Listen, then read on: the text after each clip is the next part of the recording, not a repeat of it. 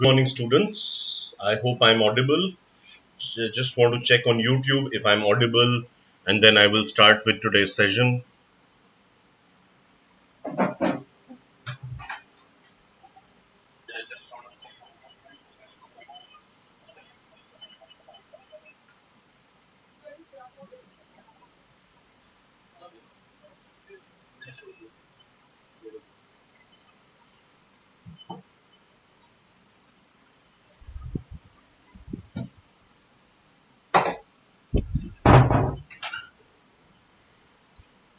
Great. I have heard my voice, and I think I am audible. So now I can perfectly well begin with the session.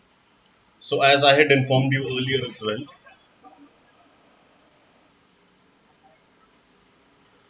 as I told you earlier, today will be the last session of the January current affairs. Last for now, of course. We can, of course, come back on a recap later on when students require, especially January of 2021, when all the entrance exams come nearer and you have to. Exams are done mostly by then, but you have your group discussion and personal interviews.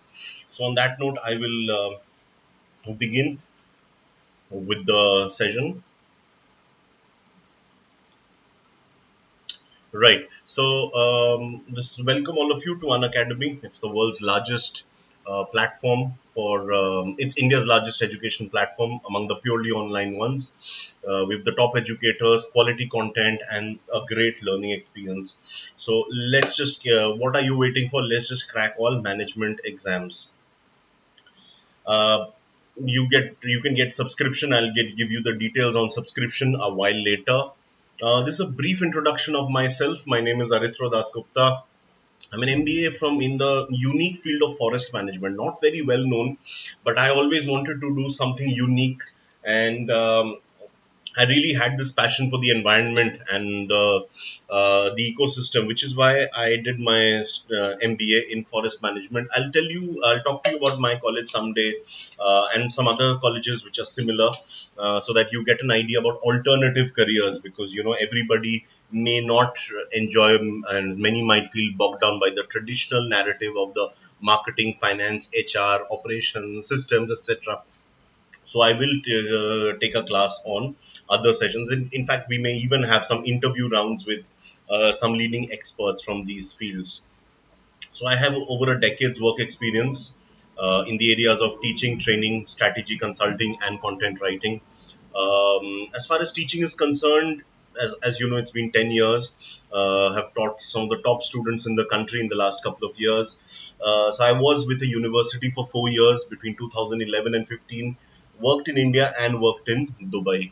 Um, Strategy consulting, I have quite a few clients in terms of strategy whom I consult in terms of strategy. I sit on the boards of some organizations as well, startups of course. I'm a food blogger, so level 12 on Zomato. There are total 13 levels, so I'm a social influencer. I can always help you guys with if you need any advice on restaurants or cuisines. And of course, I'm also quite a bit into content writing in the sense that I write for various publications such as Business World, Careers 360, and I've written for Geography and You, which is a national academic journal, as well as for an international trade magazine called the Pine Chemicals Review, based in New Orleans in Louisiana, USA. So we can talk about careers as a writer someday. Writers in professional writer, we can do that someday as well. Um, so got good amount of international exposure. Traveled to several countries as well. I've even taught online for a college in Nigeria. Toppers from several exams last couple of years. So last 5 years I've been in this coaching industry. That's what we are in right now as well, an academy as well. So CAT, CLAT, DUJAT, several toppers of the last couple of years have been my students.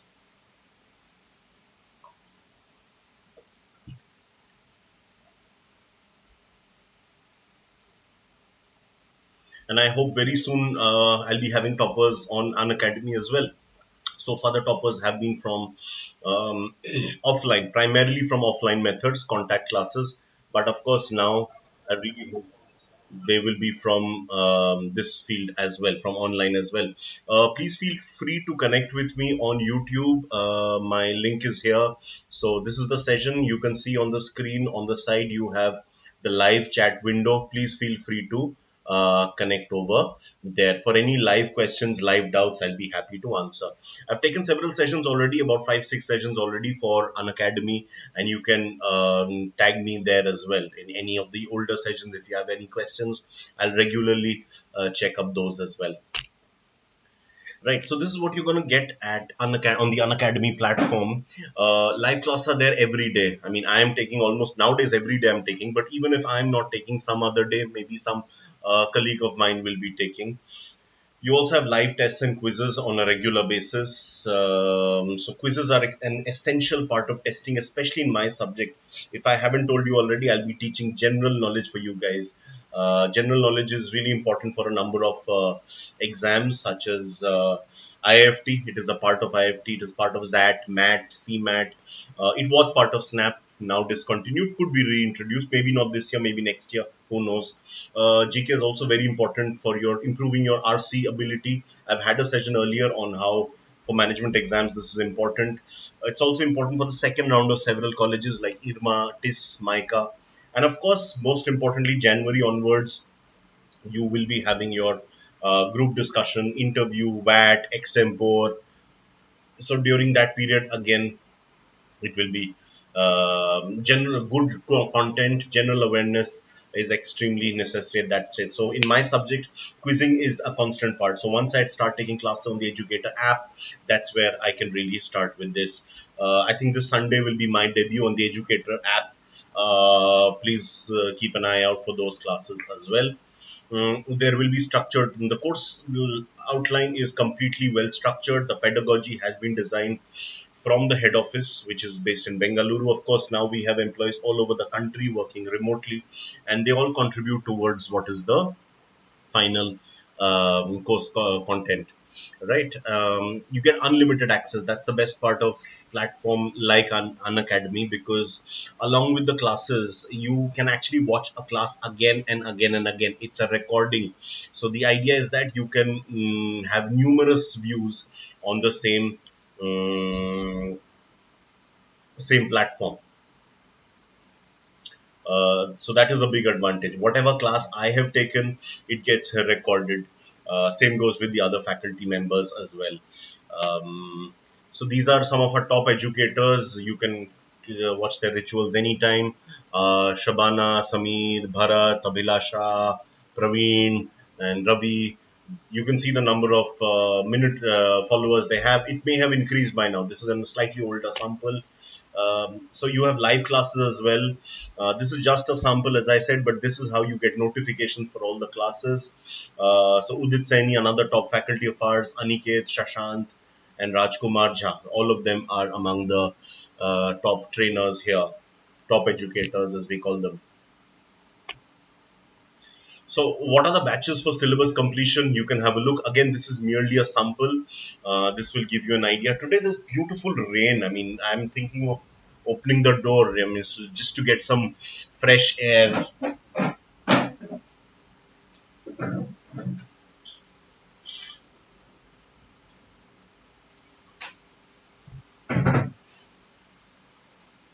I've al- I've always really been fond of the rain, so that's something which really works well for me.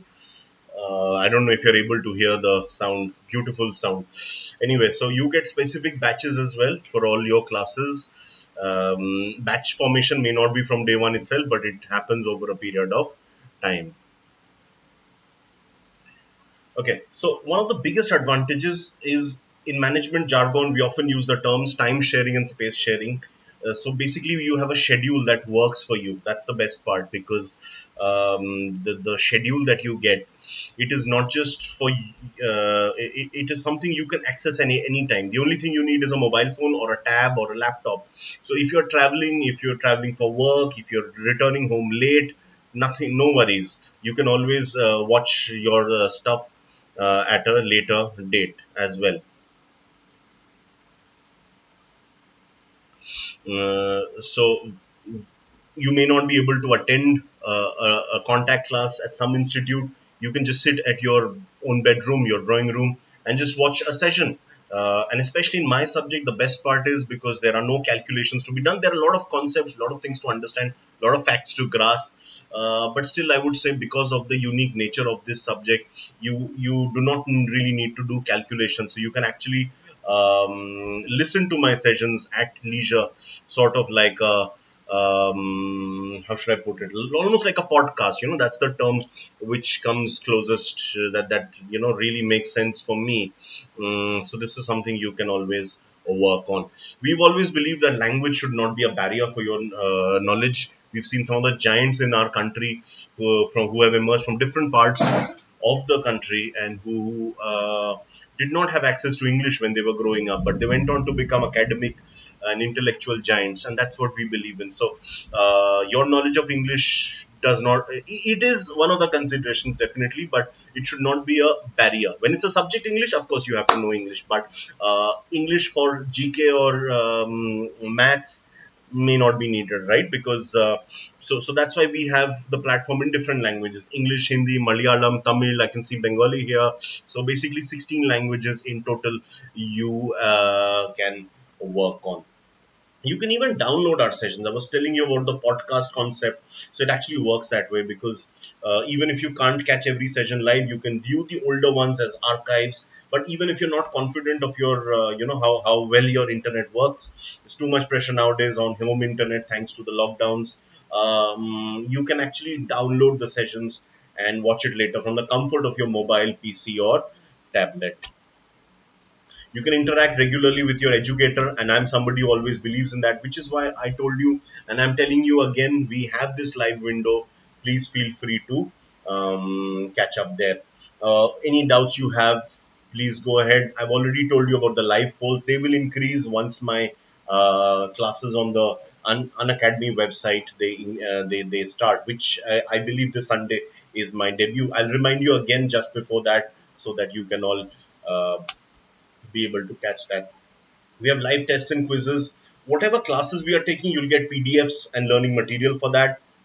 So, uh, if you had attended my classes yesterday I started with a series called newspaper reading. So every day we'll be doing live about an hour and a half summary from the newspaper, important items. And in those classes, there aren't the PDFs aren't elaborate because the idea is to hook you through the newspaper, which is there physically or it's online. But for the other classes, for example, today's when I'm completing January current affairs, I have prepared a detailed presentation for you guys, which you can always access later on and go through that. You also get a detailed report and analysis of your performance. Testing is very important. You have to be there giving the mocks from day one itself, because the more testing you do, you understand where you stand. Your content might be high, but answering those questions within a limited span of time when you're facing so much competition all over the country, there are thousands of students like you, thousands of other aspirants who are going for the exam. That's where it becomes really critical.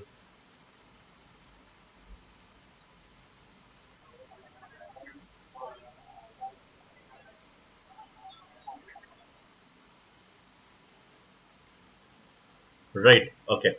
This is the model on subscription. Please have a look. This is my code at the bottom. I want all of you guys to read this. Both of these are same. Just read this once. That will give you some idea. I'll talk about it after that. First, you read the entire thing.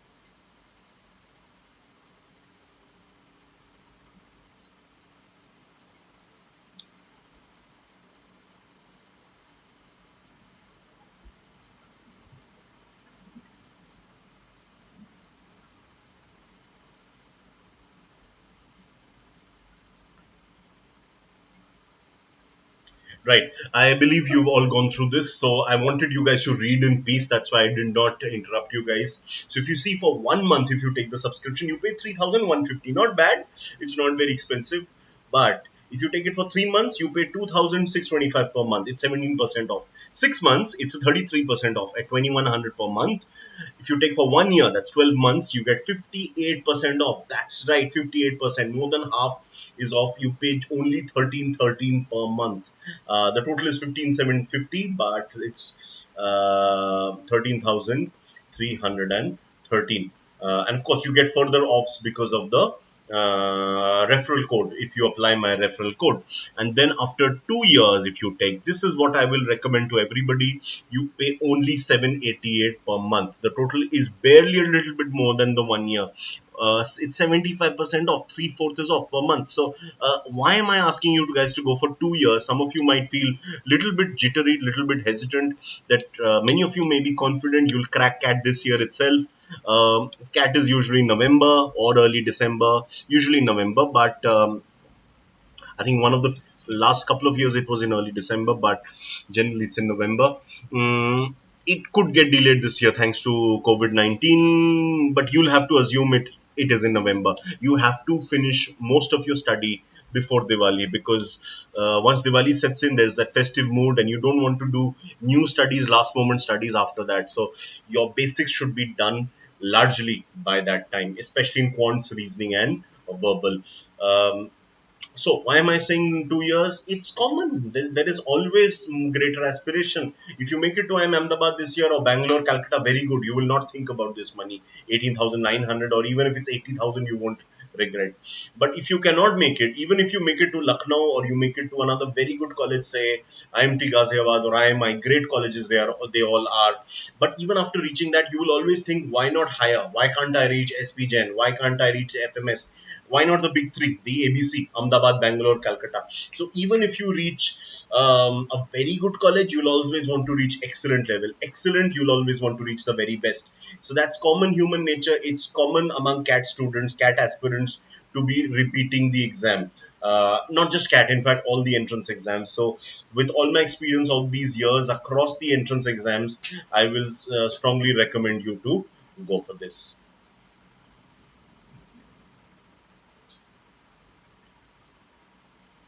Right? Okay.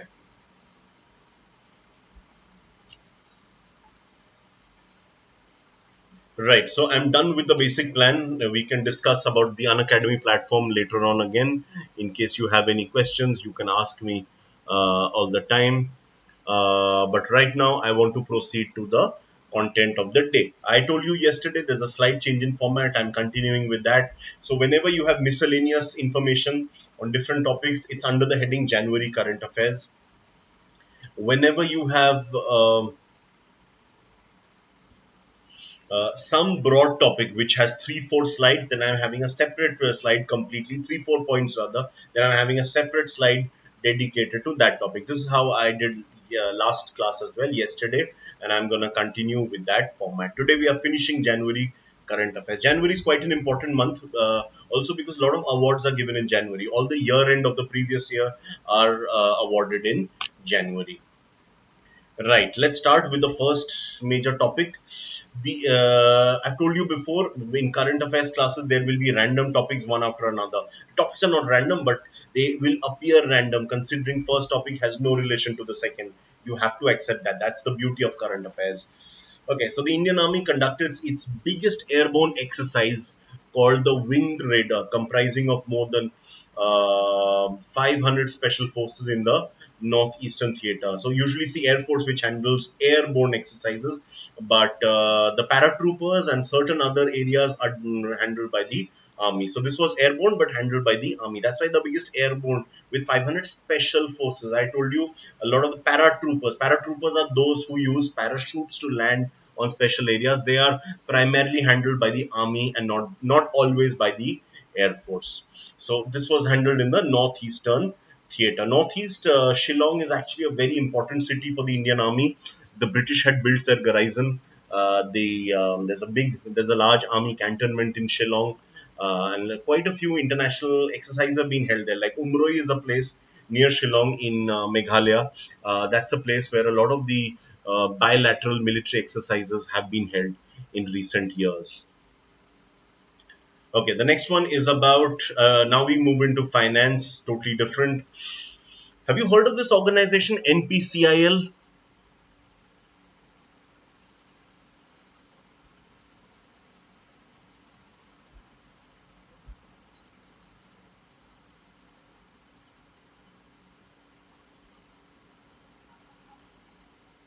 So NPCL, National Payments Corporation of India Limited, basically the board which takes care of a lot of the payments, especially online payments, which have become so important thanks to the Smart India mission, Smart Cities mission, the Digital India mission, and of course since demonetization becomes such an important topic.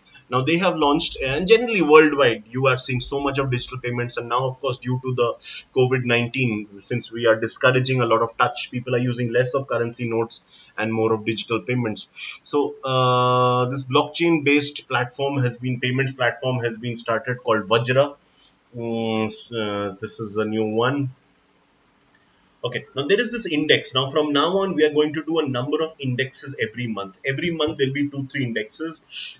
In index questions, the indexes are very important. Please mark a star in front of the next question, the next one that we're going to do.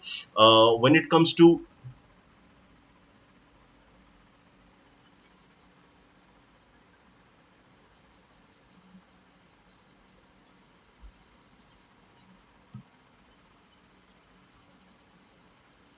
yeah, where was I? Sorry. Where every day we'll be conducting some. Every month you'll be having two, three indexes. Index-based questions are very important. Why? Let me first show you the question, then I will show you how you can use it, especially during the GDPI. Now, some questions are important MCQ for IFT and SNAP, ZAT kind of exams. Some are important for GDPI. These questions are important for both. So look at the question and then I'll tell you. In these kind of questions, you need to know who got rank 1, what is India's rank, and of course the body which came out with this ranking. So there is this new index called the Social Mobility Index compiled by the World Economic Forum. India's rank is 76th among 82 participants, so it's abysmally low. 7th from bottom, Denmark is number 1. So India's rank is 76, Denmark is rank 1, and World Economic Forum is the body which has come out with this index. Why are we paying so much attention to this index? Simple, because it's a World Economic Forum. So indexes compiled by the World Economic Forum, World Bank, Asian Development Bank, the Economist Intelligence Unit, Forbes, Bloomberg. These are indexes, also some of the national bodies such as Niti Aayog or CSO, Central Statistical Organization. These kind of surveys we are going to put a lot of emphasis on because these are credible sources of information. There are critics who suggest there is bias here. Probably there is, but then this is the best we have. So, if we want to assess, gauge the quality of economy at any country, any state of India, the best is through these parameters, right? So, what exactly do you understand by this term social mobility? Can somebody write it to me on YouTube? What do you understand by the term social mobility?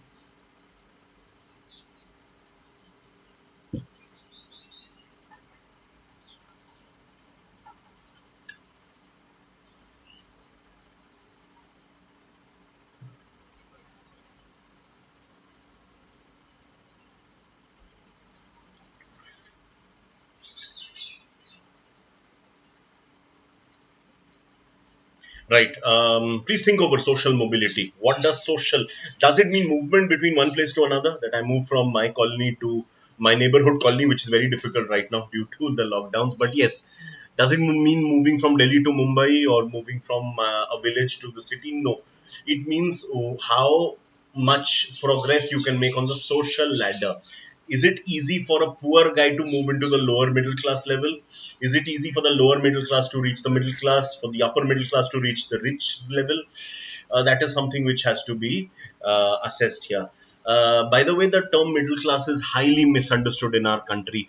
A lot of us who claim to be middle class, we do have a middle class lifestyle, but we are not in the middle. We are in the top 1 or 2% or maybe 3% of the population because of the income level. That's it's a bit skewed. I'm not talking about myself. I'm talking generally of the class that calls itself middle class, especially in the urban areas.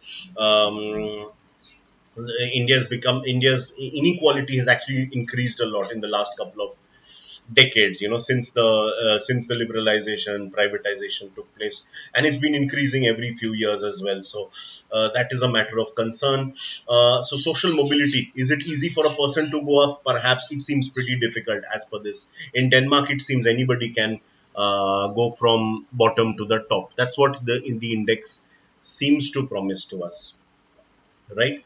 Of course there are caste class factors also which play a part in these indexes.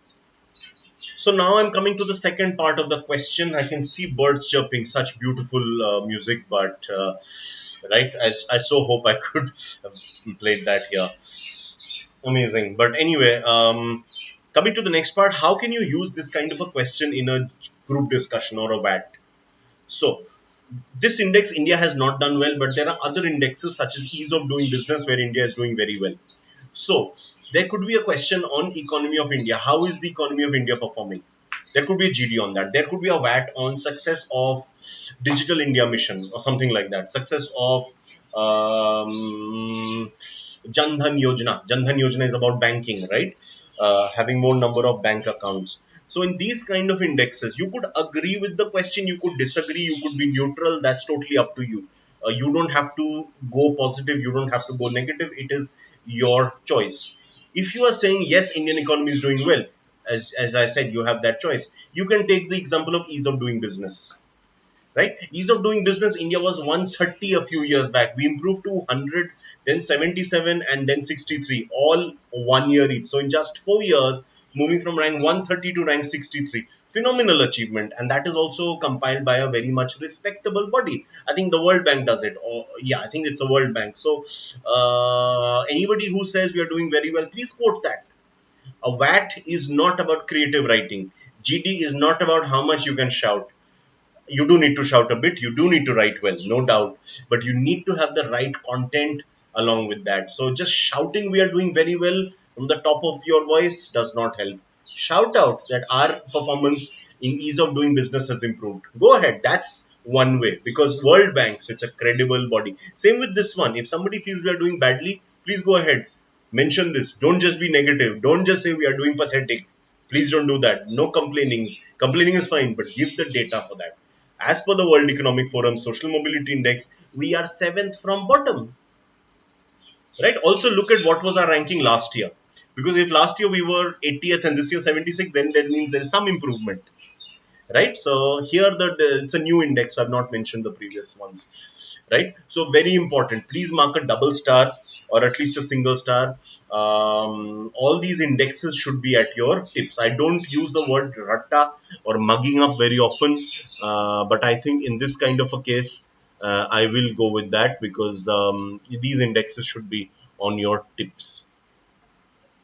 Right? Okay. So the next point, I don't know if you've heard of this woman, one of the most famous female business personalities in the country, one of the most famous business personalities, and among women especially, very well known. One of the symbols of female empowerment and how women have broken the glass ceiling, as we say, and they've actually reached the top of companies. She's the richest self-made woman in the country, among self-made women. So there's a difference among those who have inherited wealth and some who have built it on their own. So among those who are first gen, she is actually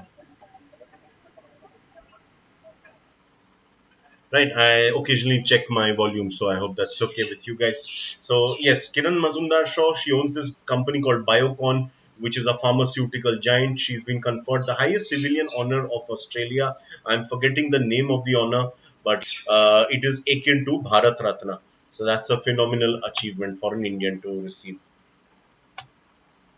So I'll continue on that. Deepika Padukone, the Bollywood actress, has been on the scene for more than a decade. She's received a really prestigious award called the Crystal Award, which she received at the World Economic Forum in Davos. I think yesterday's class I mentioned to you how the World Economic Forum annual summit is held every year in Davos, Switzerland.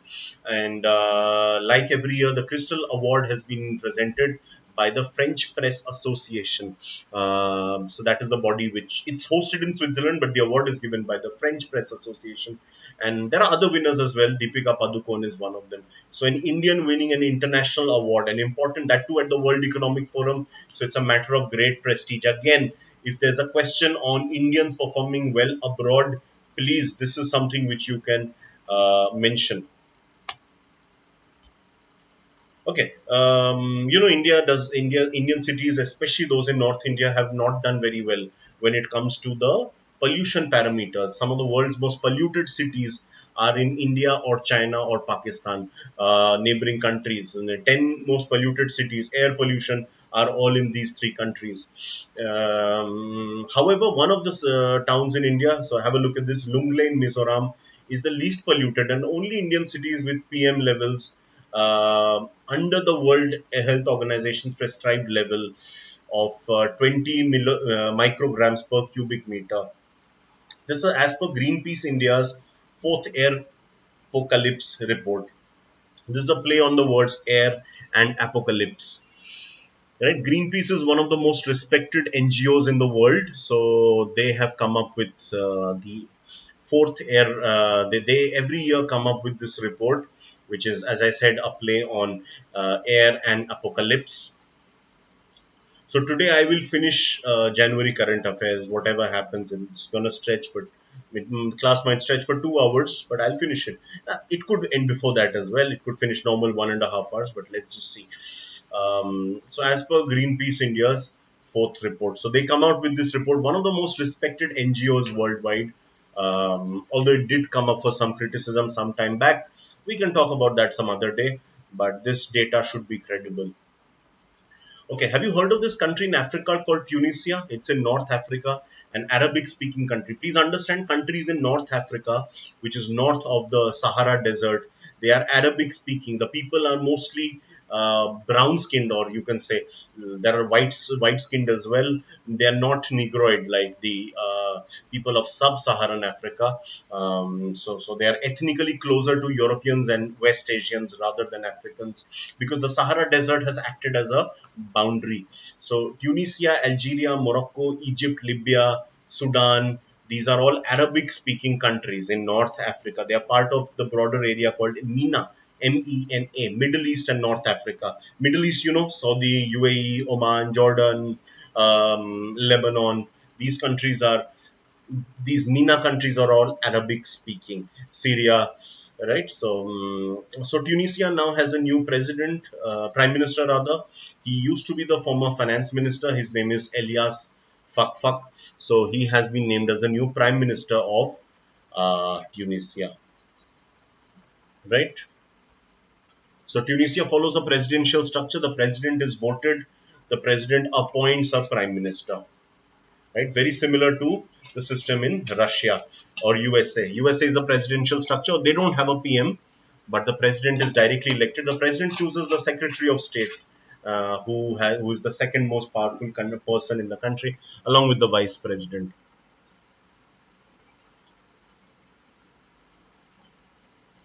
Okay.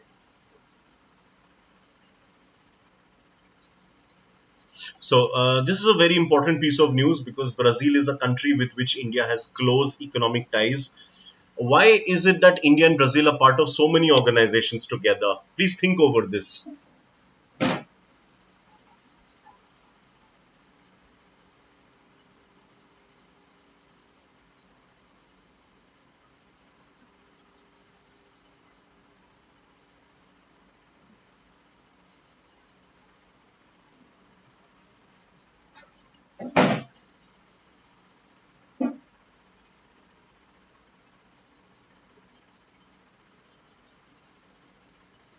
Okay, so why are India and Brazil part of? We are part of BRICS together. BRICS. We'll talk about BRICS someday. We are part of G4. G4 is a group of countries which seek permanent membership of the UN Security Council. Uh, right. So, what is the reason we are together in on G20? So, one of the reasons is that we are both at the similar level of development. We are both regional powers. India is a power for South Asia, to an extent Southeast and West and Central Asia as well. I mean, we have influence. Brazil is one of the most powerful countries in the Latin American region. It's the largest economy of Latin America.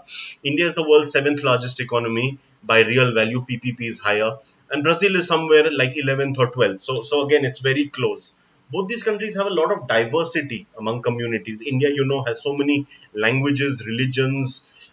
We have castes, and we have different ethnicities and different states in India. Similarly, Brazil has a very diverse population. The original Native Americans are there. You had people from Africa who came as slaves, they migrated. You also have whites who came from Europe, and there was a lot of intermixing as well. Unlike in USA, where intermixing was less among blacks and whites, in Brazil it was actually a lot. So you have this population known as the mulattoes or mestizos. So there is a large mixed population in Brazil as well. Brazil's population also one of the highest in the world. India is the world's second highest, second most populated country. Soon will be number one. Brazil is, I guess, fifth or sixth. I think third is USA, fourth is Indonesia. I think fifth would be Brazil. Brazil or Pakistan would probably be fifth and sixth. Would be Brazil. Ballpark figure I'm giving you after USA and Indonesia. Uttar Pradesh, by the way, also has a population of 200 million. But that's, of course, we'll talk about Indian states some other time. Data among Indian states. Right. So Brazil is a country we have close ties with, and we need to improve the ties further. Why is that? Because, of course, there is always scope for greater trade and development in the future. So Jair Bolsonaro, a rather controversial figure, I must say. People associate with the environment movement or for conservation, not happy with his views on the Amazon rainforest, wants it to be cut more for human development. We've seen how human development can be badly affected, totally disrupted thanks to interfering too much with nature. We've seen across floods, famines, cyclones, but also recently with COVID-19, where we are interfering too much with wild animals like bats, pangolins. So that is something where he has attained a lot of infamous about. But still, it's a very important country. We need to have friendly ties. So this is a great moment when the president of Brazil comes in as the chief guest on Republic Day. Every year somebody comes as the chief guest. 2018 was unique, where that was a really great coup for India, international diplomacy. There were leaders from 10 different countries of the ASEAN group came together. But we'll talk about ASEAN again some other day. Okay, please have a look at this. I was telling you about inequality. Some time back, I was just talking about the same thing.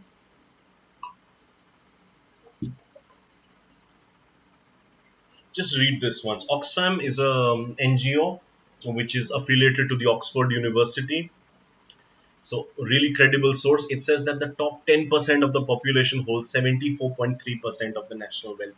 So, you can see massive inequality, which means the bottom 90% owns barely 25%. In fact, the top 1 or 2% probably owns about 50%. So, that should also be hidden somewhere in the data. Okay. We were doing this Swachh Sarvekshan Gramin, and we mentioned how Telangana has been doing quite well. One of the districts in Telangana was declared as the cleanest district in the country. So Telangana State Election Commission has actually used a facial recognition app in a bid to counter impersonation by voters on a pilot basis. This is the first time it has happened in India. A mobile app has been used for facial recognition so that the same person cannot vote more than once. It's a pilot basis selected in 10 selected polling stations, right? Pilot basis means it's an experiment. It was used during the municipal polls. Recently, municipal polls were conducted, and the leading party in the state elections, which is TRS, won by a huge majority in the 2018 elections. Its performance in Lok Sabha was slightly poorer, where the national parties had had a very good share. BJP and Congress won about half the seats. But when it comes to state elections, TRS is very much dominant.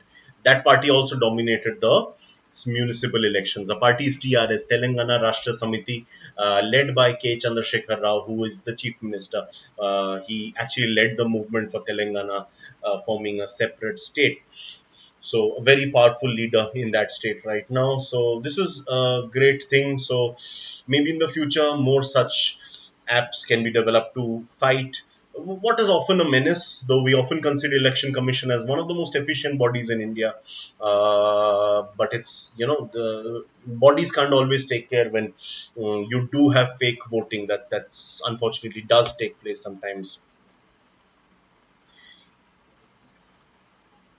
Right. So, continuing on January current affairs, last year there was the election in a very important state, Jharkhand. Now, the state of Jharkhand, probably the election did not receive the kind of eyeballs which, say, a Delhi or a Maharashtra would. But Jharkhand is a very important state politically and economically because it has a lot of mineral resources. Minerally, it is one of the richest states in India. Iron ore, bauxite, aluminium, manganese, name it, there are lots of things there.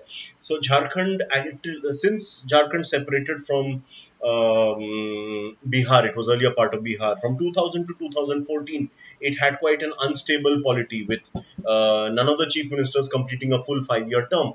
But 2014 to 2019, for the first time, Raghubar Das led BJP completed a 5 year term, though this time they lost quite handsomely.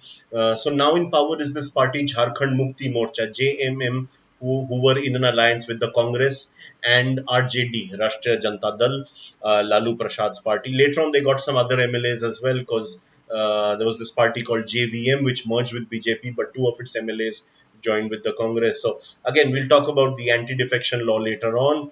But Hemant Soren, he's the son of Shibu Soren. Shibu Soren it was considered like K. Chandrasekhar Rao with Telangana. Shibu Soren was the leader of the separation movement of Jharkhand, separation from Bihar, a separate state basically with tribal face. So they belong to the Shantal tribe or Santhal tribe. He's the son, Hemant Soren is his son. He's now the new chief minister of Jharkhand. He has been conferred with the Champion of Change Award for 2019 for his contributions.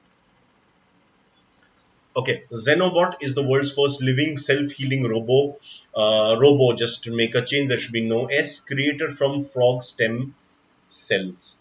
So, first ever living organism which has formed a robo, extracted from frogs, and it heals itself. A normal machine, if this computer destroys, it cannot repair on its own. It cannot physically repair on its own, right? But this robo, it is because it has living organisms, like a human thing. If you get a cut, it heals on its own. Similarly, this too has that ability. There's an organization called G77. G77 was basically created from the NAM. There is still an organization called NAM, Non-Aligned Movement, which played a great role during the Cold War. It sort of was losing its relevance because the Cold War was healing and eventually Cold War got over. So when two parties stop fighting, the third, who's a neutral, has very less work to do. So that's when G77 came out of NAM. Today, G77 not only has members of NAM but also some developed countries. In fact, it's the world's second largest international organization, international organization after the UN itself. G77's leadership keeps changing almost on a yearly basis. This year's leadership has been taken up by this Caribbean country called Guyana. It's a country in South America off the Caribbean coast. I'm sure many of you watch cricket, so Guyana is actually one of the constituent units of the West Indies cricket team. West Indies, you might be aware, is not a country. It's a group of islands. It's a group of countries. So Guyana, Trinidad and Tobago, Barbados, Antigua and Barbuda, Jamaica, what am I missing? Yeah, these are the five biggest ones. Saint Lucia, Saint Vincent and the Grenadines, Turks and Caicos Islands, yeah, Saint Kitts and Nevis. These are basically the islands which form. Guyana is not an island; it's on the mainland of South America. It's the biggest of the constituent units. In fact, Guyana has a large Indian origin population. Hinduism is, I think, the largest or the second largest religion in Guyana. So these people of Indian origin, they reached Guyana more than 150 years back as indentured laborers. Slavery was abolished in the 1830s. So African slaves were now free. So they needed more people to work on the farm. So they brought Indians. They were not slaves. They were indentured laborers. They were on a certain contract to work certain number of hours. In actual practice, their lifestyle wasn't much better than the slaves. But still, there was, at least on paper, they were not slaves. Certain number of years, actually, not hours, certain number of years they had to work there, after which they stayed on, basically. Guyana, by the way, recently discovered a lot of oil, and Guyana's economy is going to grow by more than 80% this year. That is a phenomenal assessment. It could be now less than 80 because of COVID-19, but that was the IMF projection pre-COVID. So that is something phenomenal. Um, it's a neighbor of Venezuela. Venezuela has second or third largest oil reserves after Saudi. Maybe bit more than Iran or bit less. It's unclear. We can't really say for sure. Venezuela is going through a lot of economic hardship, so Guyana could step in, and they have explored and discovered a lot of this thing, uh, crude oil. Okay, further January current affairs. Uttarakhand, the state of India in North India, it's become the first state in the country where the government has made a policy to lease agricultural land. Maximum is 30 acres per land. Do you know who's the chief minister? Please, as I told you earlier, make a list of chief ministers. So do let me this as well. So that's due. Okay, the international airport of Bengaluru, known as Kempegowda International Airport. It's the first airport in India to get disabled aircraft recovery equipment. So that's amazing, actually, because any aircraft that gets disabled, it can actually be repaired at the airport. So very good for international in case there are any mishaps internationally. So the first, who was Sukumar Sen? Please read up about him. A very important person, India's first ever chief election commissioner. So the election commission actually hosted in his honor the first Sukumar Sen memorial lecture named after him. Who's the present chief election commissioner? Since we are talking of the election commission, we need to understand who's the present one. That's Mr. Sunil Arora, Shri Sunil Arora. He succeeded Shri Om Prakash Rawat. It should be Rawat by mistake. I've written an R. That's a typo, so just make the correction. Shri Om Prakash Rawat. Okay, there is this organization known as MSC. It's an annual conference known as the Munich Security Conference, been held for 56 years, first time since 1963, and first time it was held in 1963. The one country that has never participated, but this year it did send a contingent for the first time ever, a delegation. I think it's pretty obvious which country am I talking about. One of the most, probably the most isolated country on earth, that is North Korea.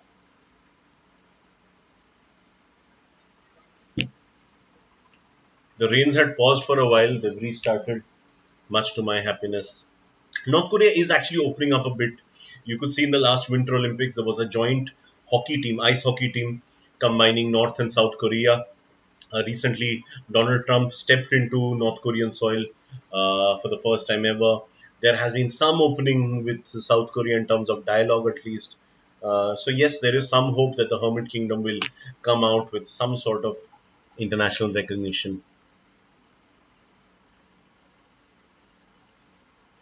Okay, Reliance Jio has become the first telecom operator in India to enter the UPI space, payment space, Unified Payments Interface.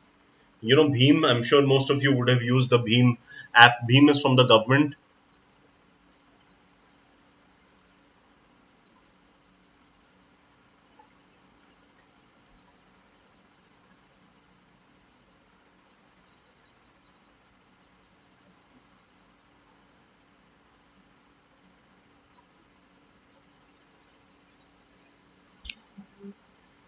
So Bheem is also one of the UPIs. Okay. This kind of this all of this is trivial information. The last one, the one which I've just turned on purpose, I put that these kind of questions will not be asked in an exam, so it may not have any direct relevance. But some bit of light information is always welcome, I think, in between such intense discussion. So the world's smallest gold coin, featuring Albert Einstein sticking out his fork, very famous symbol of him with his tongue out. It's valued at rupees 18.5. A gold coin at only 18.5. Why? Because it's 0.12 inch gold coin. Just see the size, just 0.12 inches, 0.12. It has been minted in Switzerland. Okay, so now we come up with our first separate topic. All this while we were doing the miscellaneous topics under the heading of January current affairs. Now we come up with a specific topic, and once again, it's an index. I promised you we will from now on be doing a number of indexes. So this is one more of those. The previous one was about mobility, how much you can rise from your particular station, how much progress can you make. This one is about talent competitiveness. What does talent competitiveness mean? Please think over it. You need to understand the meanings of the indexes as well, because if you don't, you can't use it at the relevant space. If it's about banking, you can't use something which is related to cleanliness, right? So what does this mean? Please tell me.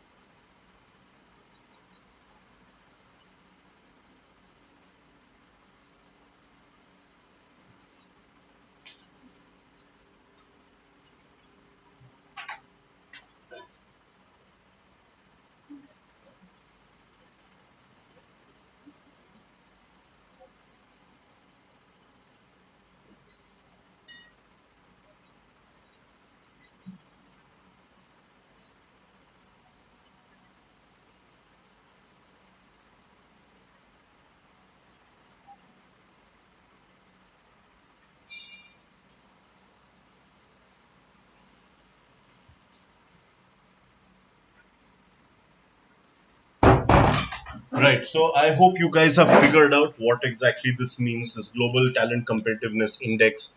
Um, so talent competitiveness, it means how much well the talent can compete within its own country as well as externally with the others. So this is where India stands 72nd, not very bad. There are more than 100 countries part of this index. Switzerland is rank 1.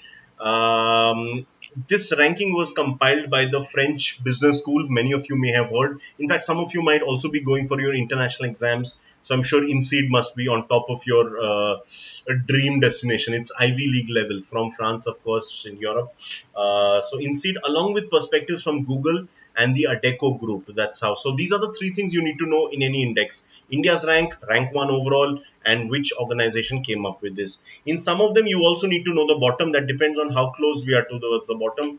Also, in some of them, you need to know the ranking last year. If there of India, if there's some significant improvement or disimprovement, reduction, erosion of ranking, that's also something you will need to worry about, right? But for this one, this much is enough. Coming back to some more miscellaneous items, Deepika Padukone, once again in the news, the Bollywood actress, two questions on her. She's the first ever Bollywood star to be featured in the luxury fashion giant Louis Vuitton's global campaign. Louis Vuitton, Moet Hennessy, that's the overall company, LVMH, one of the world's largest fashion brands, one of the world's largest retail brands. So Louis Vuitton has this global campaign. So she will not be starring for Indian ads that she can anyway, that a lot of these Bollywood actresses have done all these years, but she will be doing internationally for the international campaign of Louis Vuitton. This is again a really prestigious deal to land up with. The state of Gujarat has topped several indexes over the last decade or so. It has also topped the Scotch State of Governance 2019 ranking. Scotch is a non-government body but highly respected. Okay, the new president of Greece. She's the first ever woman president of this country. Greece, I hope you know, it's in Europe, one of the most historical countries in the world. It's next to the Mediterranean Sea and the Aegean Sea as well. Is nearby. Country famous for tourism, for history, for its food, cheese especially. So new president, her name, I'm not sure I can pronounce the surname. Katerina Sakelaropoulou. She has been the new president. She's former High Court judge and a human rights advocate. Okay, this is very important. Please mark a star in front of this point number 4. Please write it separately. India's first e-waste clinic has been opened in Bhopal. What is an e-waste clinic? It is not a recycling plant. Please understand there's a big difference between a recycling plant and an e-waste clinic. Clinic is where you are treated and sent back.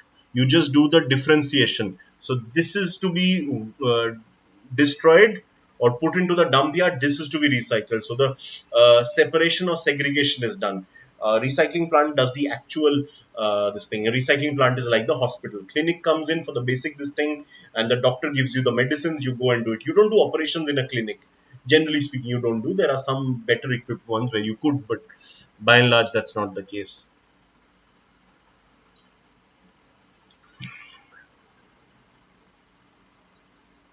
Right? Okay, this is in Bhopal. This was started. The first e-waste recycling plant has been opened in Noida. That we'll talk about some other time.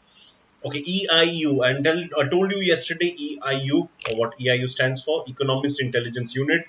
Democracy Index is to check how well the democracy is working, how much human rights wise you're doing well. I must say, last year I was in Atlanta in the month of March, and I was in the Human Rights Museum, and I was really proud to see that among all our neighbors, India is the only country which was seen in a certain color. Color show that color indicated.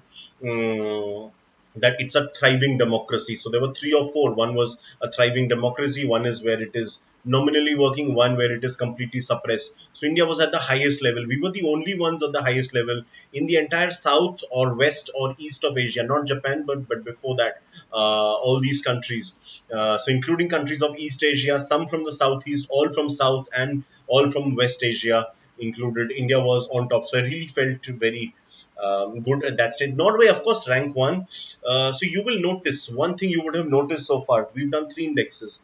First one topped by Denmark, country from Europe with a population of 5 million. Second one in Switzerland, country from Europe with a population of about 7 million. Third is Norway, again population of about 5 million.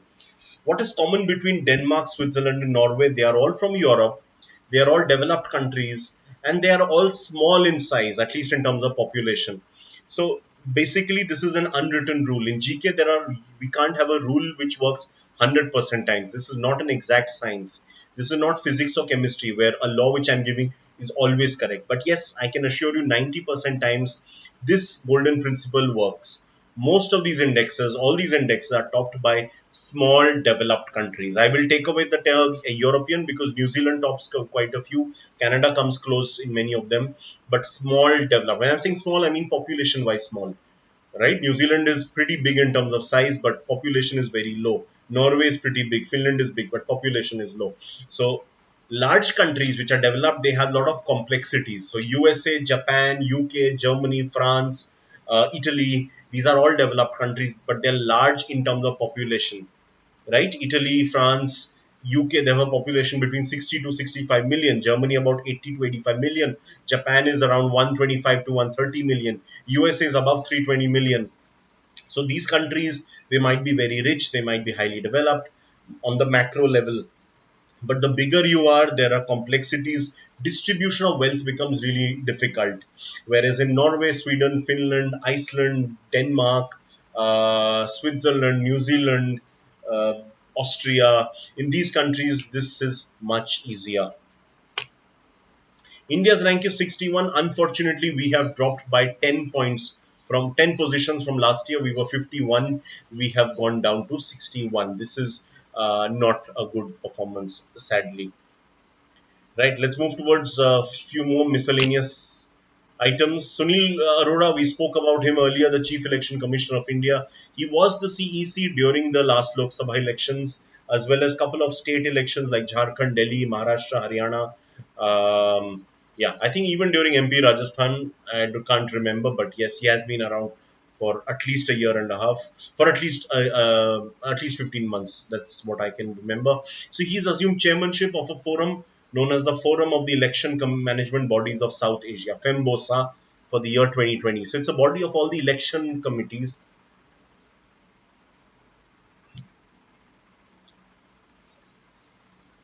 The idea is to connect occasionally so that points could be exchanged, that in my country this has been a challenge, how have you solved it, and the other gives their advice. A lot of these bodies are formed to create some sort of unity, some sort of a connect between countries of a certain region. This time it is about South Asia. Okay, sticking to South Asia, I must tell you that Bangladesh is one of the best performing countries of late. Bangladesh's economy has been thriving. I mean, at least pre-COVID it was. And in terms of growth rate, in terms of per capita income, the country has been doing uh, quite well. It's gone way above Pakistan, and even it is close to India in many ways. It's above India's several of India's states in terms of the economy. So it's the first country in South Asia and 119th in the world to provide e-passport facility.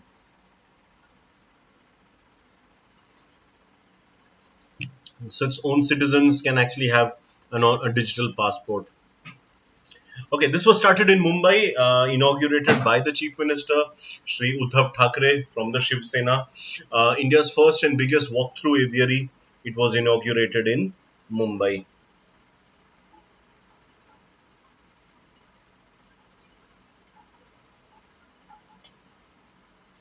Okay, this is really interesting. I would say a very important thing. Please mark a star because I don't know how much it's relevant for the entrance exams, but you can always use it when you have those abstract topics. I told you the other day that dogs are a man's best friend. That was a topic. So it's the first war memorial dedicated to service animals coming up in Meerut, Uttar Pradesh.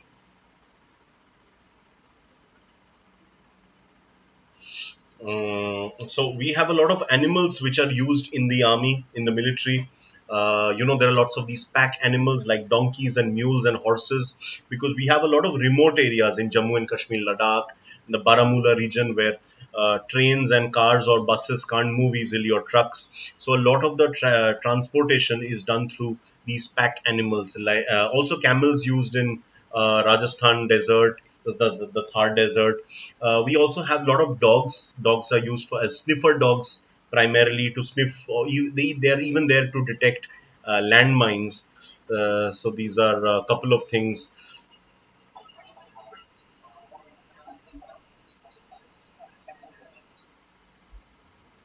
right? I really like this term sniffer dog. Just sounds so intelligent. I really like that term.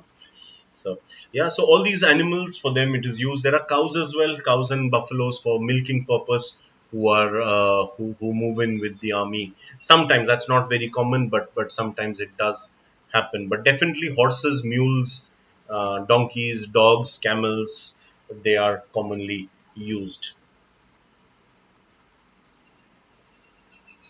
Okay. Continuing from some more miscellaneous events, this is very important. I would ask all of you to mark a star. One of the most proud events in India, in terms of, it's an engineering wonder. So first ever underwater metro project. So you're not actually wading through water; you're below the riverbed. So this is a metro moving, and above you you have the mighty Ganga, or the Hooghly, which is a distributary of the Ganga. So above you you have the riverbed. So one tiny crack, everything is gone. But yeah, God forbid that is not going to happen. So this first underwater metro project constructed in Kolkata, it has already been constructed, but it is not yet operational. Test runs have been held. It is under the Hooghly River, which I told you. It is a distributary of the Ganga River. I'll be conducting a geography session sometime this week. So, what is this all about? Please understand that the river Hooghly. So any river, at the start it is thin, it is joined by other rivers, smaller rivers. Those rivers are known as tributaries. But towards the end of the course, when a river becomes really fat and big, it starts giving away smaller channels. These channels are called distributaries. They join the ocean because the river gets too fat, it can't move on its own. So Hooghly, just like Damodar known as the sorrow of Bengal, Hooghly is the river on which Kolkata stands on. So Hooghly is joined, moves towards the Bay of Bengal. So this tunnel, why was this constructed underwater? To connect the cities of Kolkata and Howrah. Kolkata and Howrah are twin cities. You can say just like Delhi and Gurugram, Mumbai and Thane, cities which are Hyderabad and Secunderabad, cities that are next to each other, which depend on each other for their economy. So there is the Hooghly River in between. One side Kolkata, one side Howrah, and below the Hooghly you have this metro. So that connects the two sides. The iconic Howrah Bridge, that's also on the Hooghly to basically connect Howrah with Kolkata. This is a very important piece of news. Please mark a star next to the question. We did a very important question on Andhra yesterday as well. How Andhra has committed to having three different state capitals. Something again on the lines of governance. The state assembly has passed resolution to abolish the state legislative council. Now, what is the Legislative Council? We will discuss this in detail later on. But just to give you a basic idea, in India's polity, in India's the way the assemblies are curated, we have an upper house known as the Legislative Council. We have a lower house called Legislative Assembly. So at the national level, we have Rajya Sabha, Lok Sabha, right? We'll discuss in detail when we do polity, but just in brief. At the states, you have Legislative Council, Legislative Assembly. However, at the state level, it is not compulsory. You do not need to have two houses. So, until recently, you had only seven states which continued with this system of an upper house and lower house. Among those seven states, last year, Jammu and Kashmir state status was stripped off, so it became six.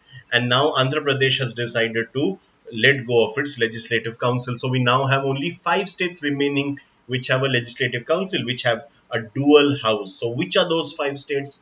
Please take a look. They are among the biggest and most populated states. Bihar, Uttar Pradesh, and Maharashtra. They are three of the four most populated states. Karnataka, again, a fairly big state. Telangana already had a legislative council because it was a part of Andhra. That is why it continues with the council. It, however, does not have. It continues to have. Andhra has abolished. Telangana continues to keep. So let's see how Telangana continues. Maharashtra, of course, it became very relevant recently. Can you tell me in which context am I saying that in Maharashtra it became important?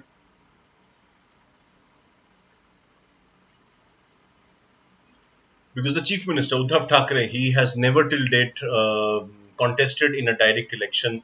Aditya Thackeray was in, his son Aditya Thackeray in fact was the first from his family. He won by a handsome margin. Now is a minister in the state. But Uddhav Thackeray was appointed the chief minister after the coalition came together. Shiva Sena, NCP, and Congress. They decided he was the best person suited for this. So Shri Uddhav Thackeray, he because he was not a member of the assembly, he had not contested the election. He got a route via the legislative council. So he's now the chief minister, confirmed chief minister. You can basically be chief minister or a minister for 6 months till you have till you after that you need to be an MLA or an MLC. So that is where this was in the news. Continuing with a few more things, we have about seven more slides to go for this month.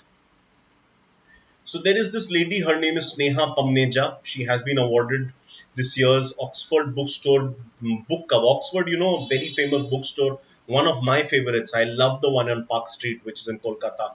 Like one of my favorite spots on earth. Haven't been there for a while, but the collection of books is really amazing. The one in Park Street in Kolkata, as well as the one in Delhi, near the. It was at the Statesman House. Now it has just moved. I think a few blocks away.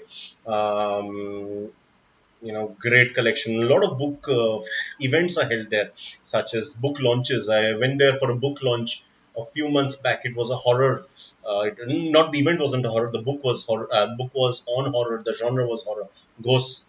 So there was this writer who basically previewed his book.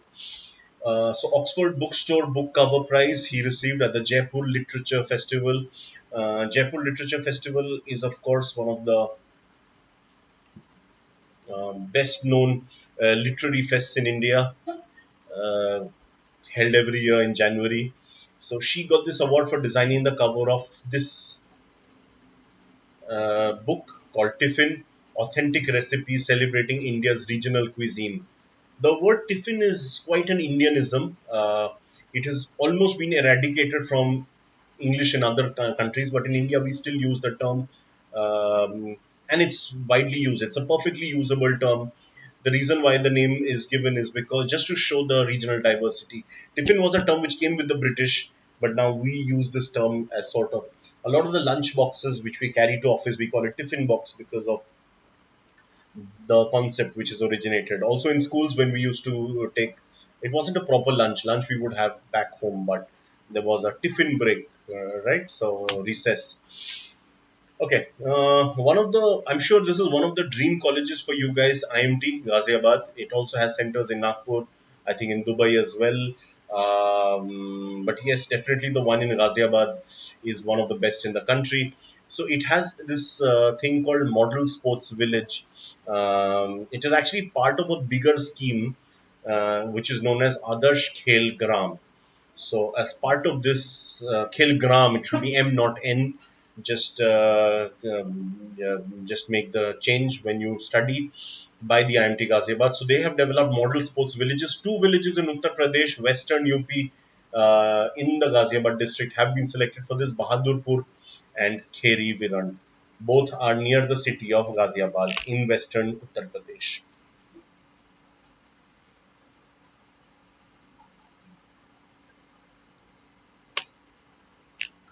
Okay, few more concepts here. Devi Ahilya University, it's from Indore. They've added another cap to it by becoming Madhya Pradesh first varsity to be accorded A plus grade by the NAC. I don't know if you have heard of NAC, National Assessment and Accreditation Council. As the name suggests, it is the National Council for Accreditation.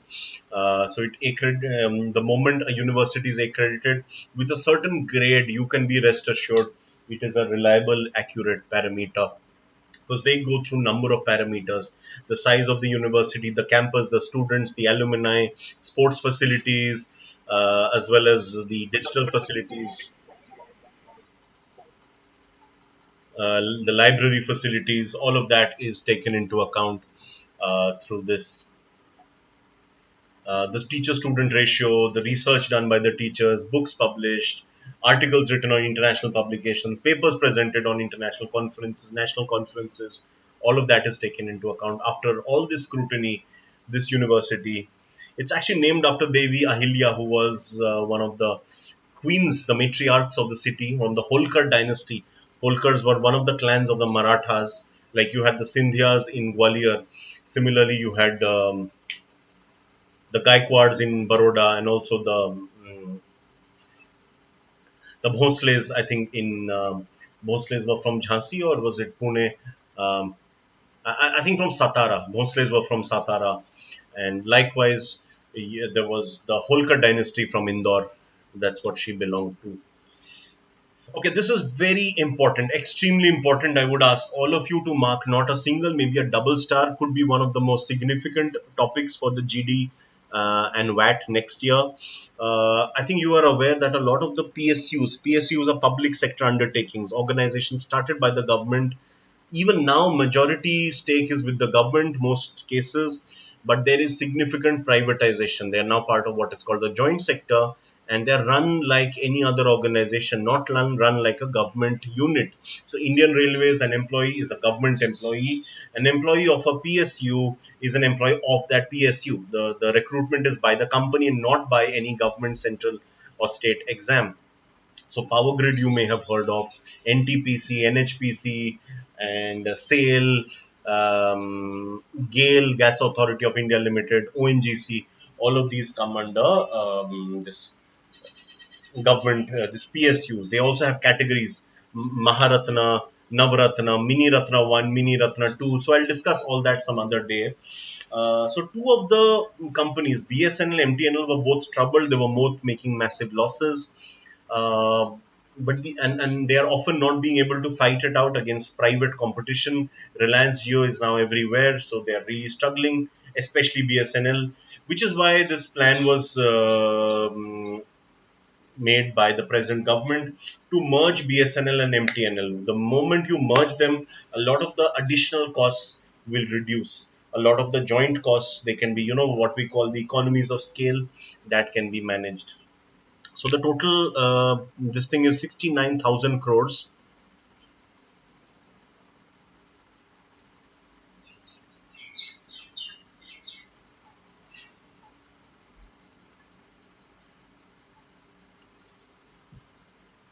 right? So it's a 69,000 crore revival plan. So a seven-member group of ministers has been constituted to fast track and oversee the implementation for this thing. Should be oversee, not overseas. Forgive the Angrezi there, just a typo. Okay. Um, Now, this is for understanding of the Ganga waters. So, Ganga centralized aqua labs will be set up in Dehradun. Dehradun, you might be aware, is a city very important for education, especially wildlife. All the wildlife based institutes are located in Dehradun.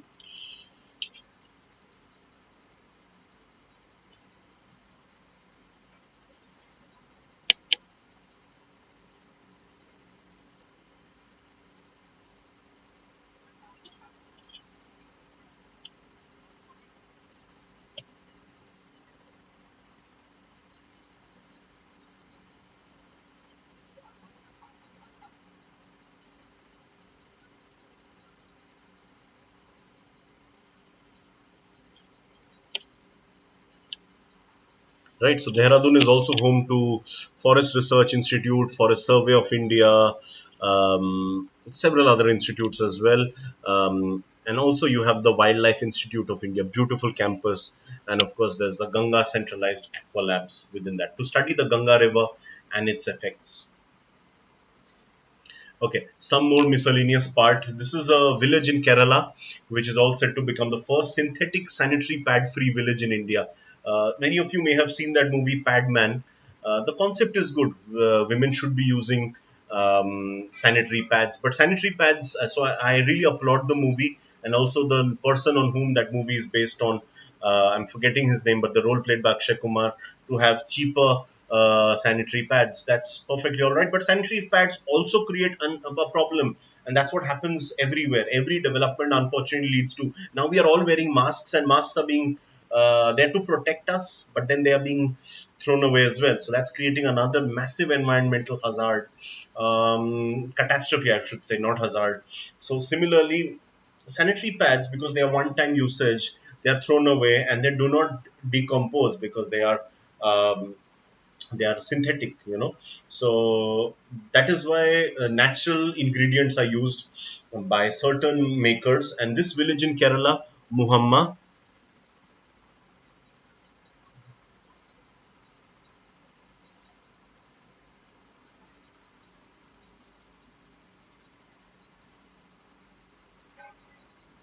is going to be the first synthetic sanitary pad free village in India. It's been implemented by ASHA workers, the accredited social health activists.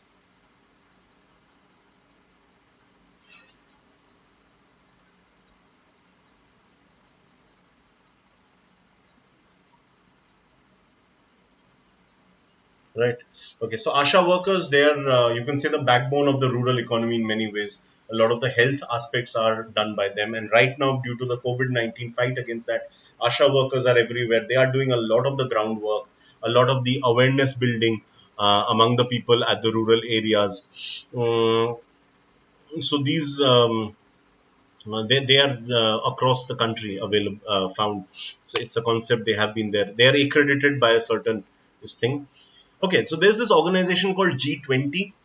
You may have heard of this organization, one of the most powerful bodies in the world, comprises of 19 countries and one supranational body, and it comprises of more than 70%. Some estimates say 85% of the global economy.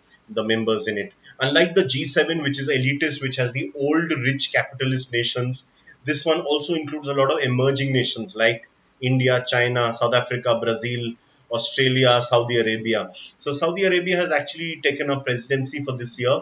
Last year, Japan held leadership. So whoever hosts the summit becomes a leader for that year. Please mark a star. This is a very important question for you guys.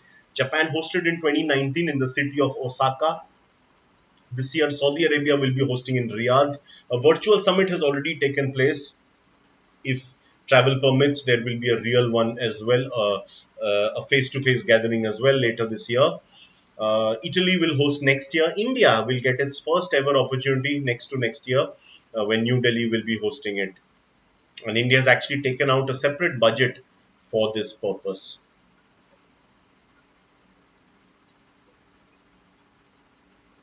right? Okay, so this entire thing on G20, whatever I have written, please track that news carefully. Okay, there's a petroleum and natural gas giant company called Aramco, which is based in Dhahran in Saudi Arabia. It should be Dhahran. There's an N at the end of A. I don't know, maybe my N is not working. I'm seeing very many places this is N or M, some confusion. But anyway, this N, Dhahran in Saudi Arabia, it has secured its position as the most valuable listed company in history. It is primarily into petroleum and natural gas, but not only into it. It also does a lot of, also has a lot of real estate business.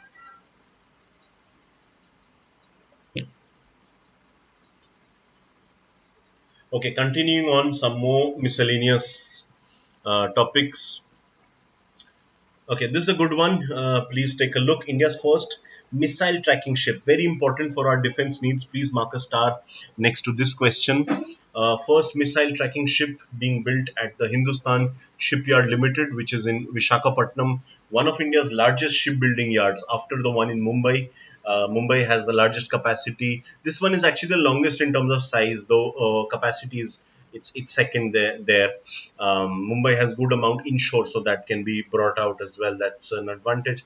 So there's a missile tracking ship which is being built. It's in advanced stage of construction. Our Defense Minister Sri Rajnath Singh recently paid another visit to this, and this has been named as VC 11184. That's the name. That's the code name as yet for this. Okay, this is closer to home. I stay in Gurugram, so obviously a lot relevant for me. So Swedish company Sweco AB. Look at the suffix at the end AB. Any company from Sweden, they end with AB. Just like German companies end with AG, British companies end with PLC. AB ends. AB means it's a Swedish company. It will help build India's first climate neutral city in Gurugram in Haryana, part of NCR, just off Delhi, in collaboration with an Indian company, M3M. Right? So these are the two companies that will work together on this. Okay, we spoke about how Deepika Padukone won a couple of international awards, one award, and of course, one sponsorship. Priyanka Chopra, one of the most visible faces from India, at least among women. She's now done shows in the USA as well as done films. So she has been honored with the UNICEF award, the Danny K Humanitarian Award. Very important prize. UNICEF, of course, is for children. UNESCO is for culture. UNICEF, I think it's headquartered in New York itself, where the UN is headquartered. UNICEF stands for United Nations International Children's Education Fund, I believe, right? So just have a look at it once. So Priyanka Chopra got this prize. This is very important. Please mark a star, a double star if you want. Important. So major appointments are important for you, and it is all the more important if it is somewhat related to business and finance, as you can very well understand. Right? Because it is the National Stock Exchange. Stock S will be capital. Now, National Stock Exchange, which uses the Nifty index, Nifty 30 index, because there are 30 indicator companies or stocks. Based in Mumbai, it has a new chairperson. Let's be gender neutral chairperson. So his name is Sri Girish Chandra Chaturvedi. Right? National Stock Exchange. Why does it say Nifty 30? Because every stock exchange, it may have thousands, hundreds, thousands of companies listed, but there are a few indicators, basically the ones which show the overall, which indicate the overall health. So a small company rising by 20% does not really matter. But the biggest ones, which have the largest investment in the country, they are the indicators. That's why it's an index called Nifty 50. Sensex has 30, Nifty has 50. Nifty is the one at National Stock Exchange. Okay, now we come to one of those indexes I was talking about. I have just one more slide of miscellaneous content. Let me just check out on YouTube if there are any comments, any questions. The next two slides, I'll be doing two different indexes. The third one from here will be the last one, which has miscellaneous current affairs on a monthly basis. And of course, the last one, the thank you slide, the most important one, where I share my code. And of course, you guys can enroll after that. Okay, so not much in the way of comments, I believe.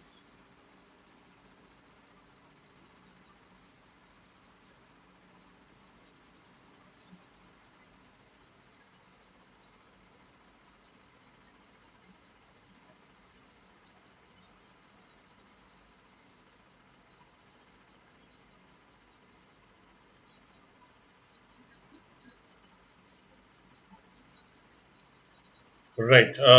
So not much there. Let's just continue here. I will give you time at the end of the class to put up your comments before I close the session. Okay, Global Climate Risk Index. This is another one. This is very important, as you can understand. Please, all the indexes are very important. Keep a separate page in your notebook with all the relevant indexes. Do the indexes which I am doing. No need to do anything else because I will be covering them all. So, Global Climate Risk Index obviously looks into climate risks, how vulnerable each country is when it comes to climate not just climate change but also generally with the various climatic factors. So this one published by this research firm called German Watch, based in Germany. Japan, I think it's not a surprise. They have so many environmental hazards naturally in the country: tsunamis, earthquakes. It is on a time bomb, literally an earthquake time bomb. The soils are quite shifty. So Japan listed as the most vulnerable in the country at 181st.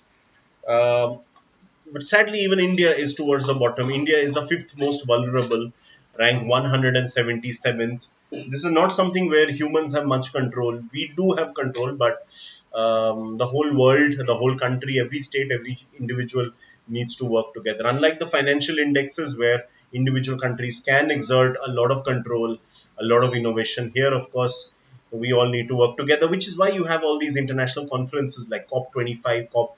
This year will be the 26th edition, I believe. We'll discuss COP pretty soon.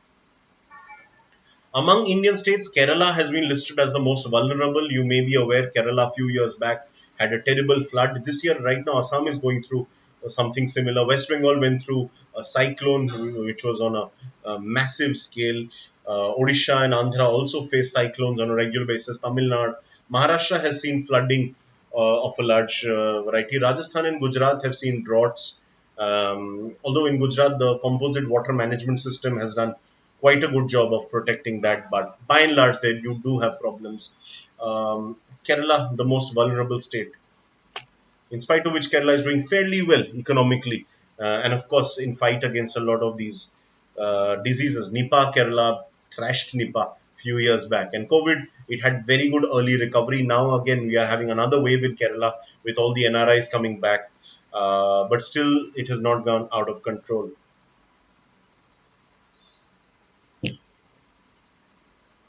This is probably the most important index, one of the most widely circulated worldwide. Um, it is one of the older ones as well, so many people are aware of this. Unlike a lot of other indexes, this index, for example, many people would not know. But HDI, if you talk about in any interview, GD, it will instantly have an impact.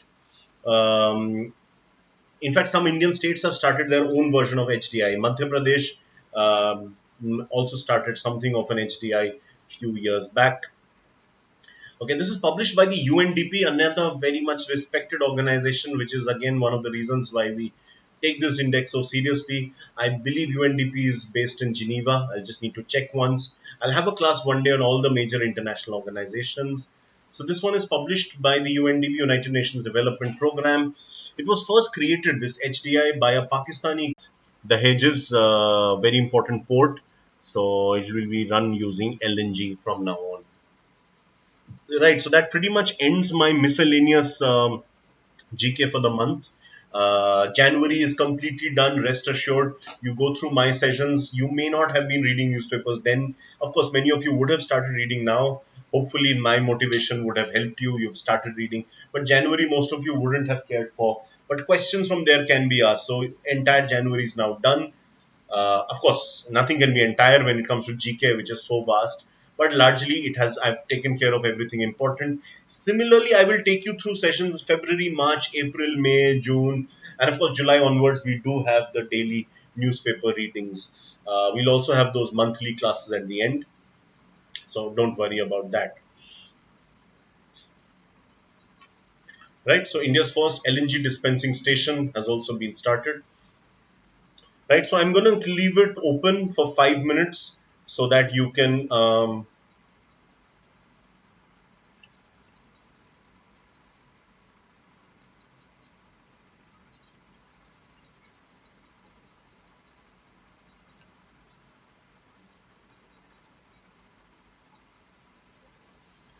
ask your doubts, whatever doubts you have. You can actually take it on from there.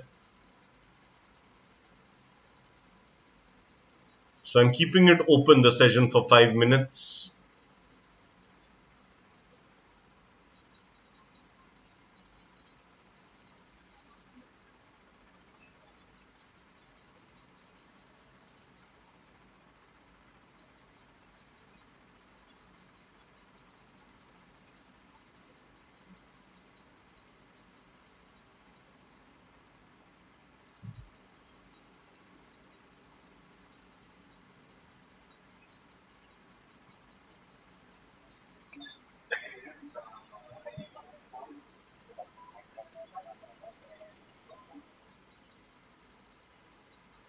Right. So I've kept it open.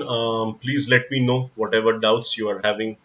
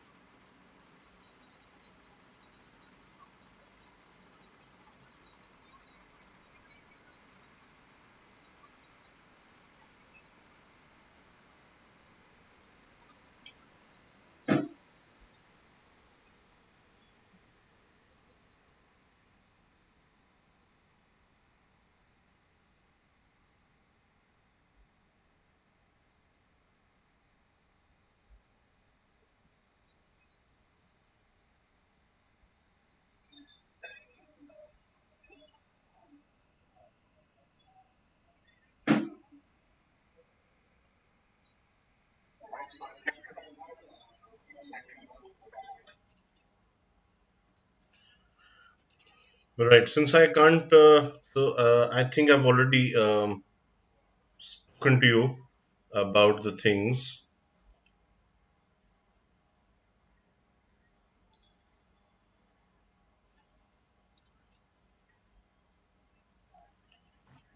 So this is it.